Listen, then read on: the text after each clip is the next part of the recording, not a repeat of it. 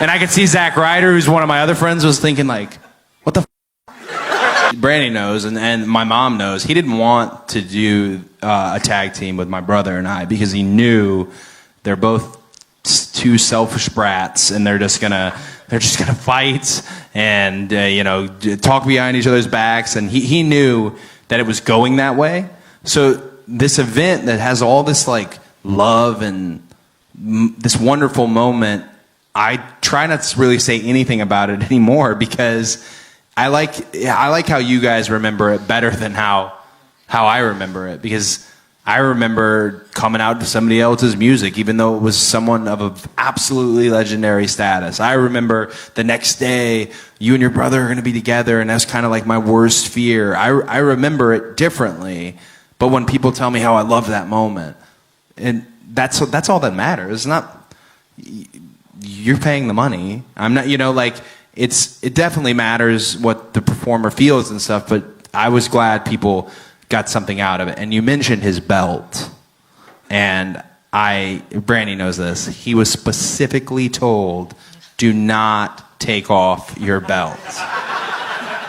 Because his pants were falling down, like legit pants were falling down. And God bless Dean Ambrose, because Dean was like, he does this weird, like, kind of like, all of us would panic. Like, do I run it, Dusty? What do I do? He's going to elbow me, but he's not ready. And then he like threw his hat at Dean's face. And like, it was really masterful between the two of them. But Jamie Noble, don't take that belt off. No. And he took it off, and oh man.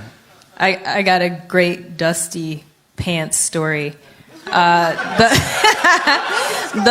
last Hall of Fame that he attended, Cody was Stardust, so he couldn't attend. So Dusty and I went together. I refused to go. Well, yeah. There's that. Let's just tell real stories. Yeah, he didn't want to go.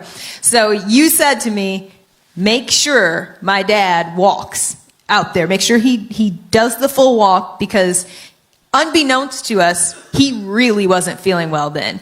He would tell me stuff, and I would just push as much as I could with it, but I knew where his limitations were.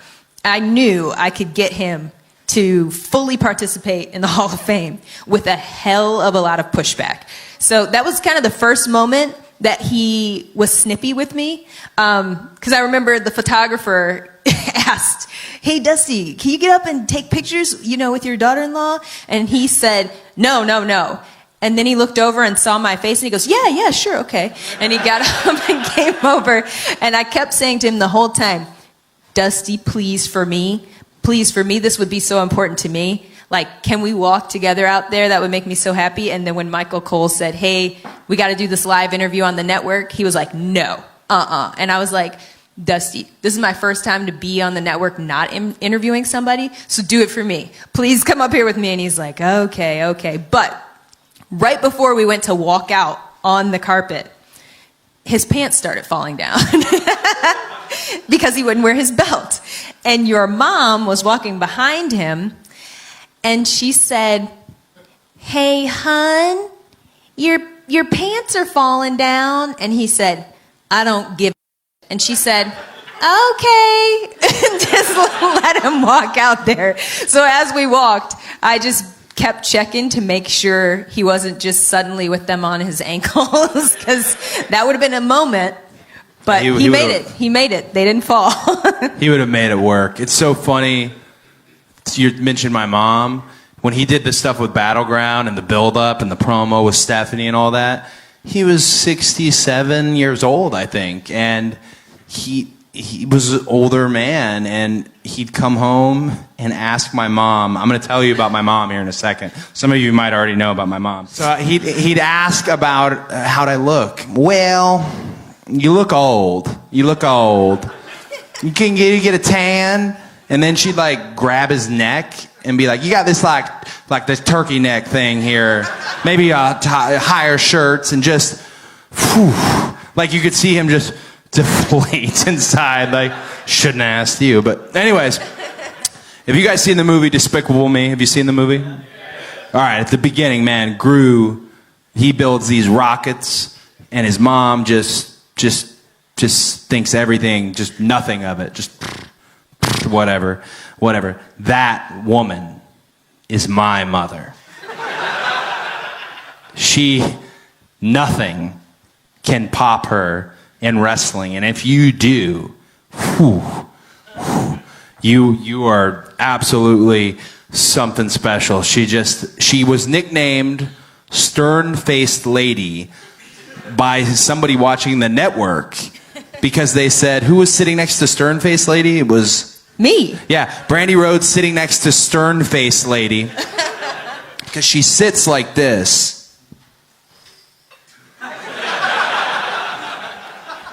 And you think like, oh, she must be mad. Nah, right? What's happening here? The film in the projector is she's judging you.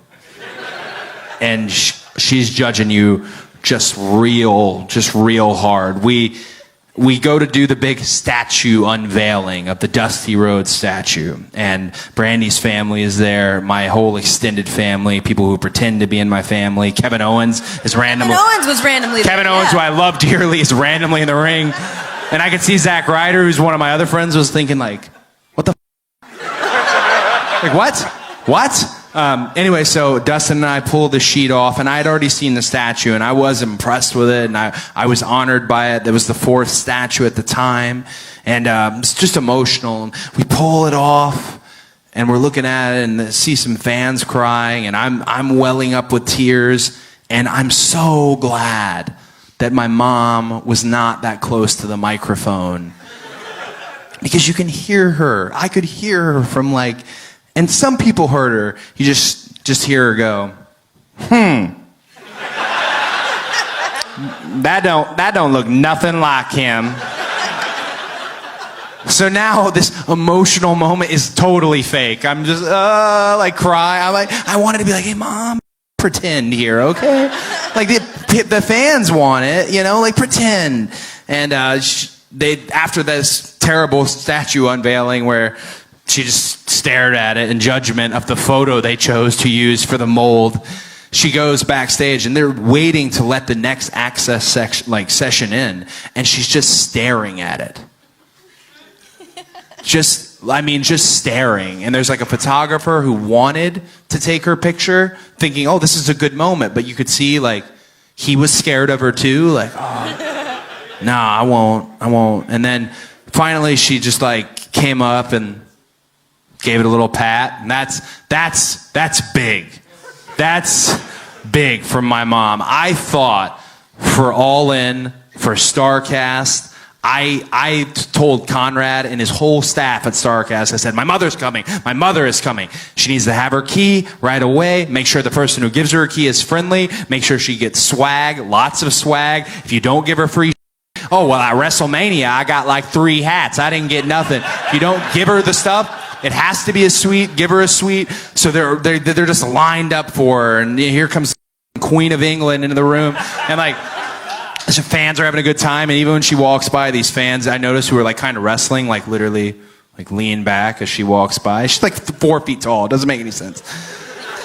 And so I thought, I kept asking her, what do you think? My name is literally on the menu at the bar at the hotel. Like, it's a themed menu option, and a Pharaoh's fries for my dog. And it's like, I thought she'd be really into it. The only thing from All In that remotely mattered to her was Earl Hebner.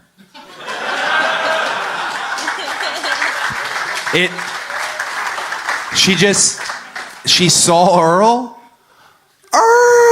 hi! And they had this whole moment, and then right back to just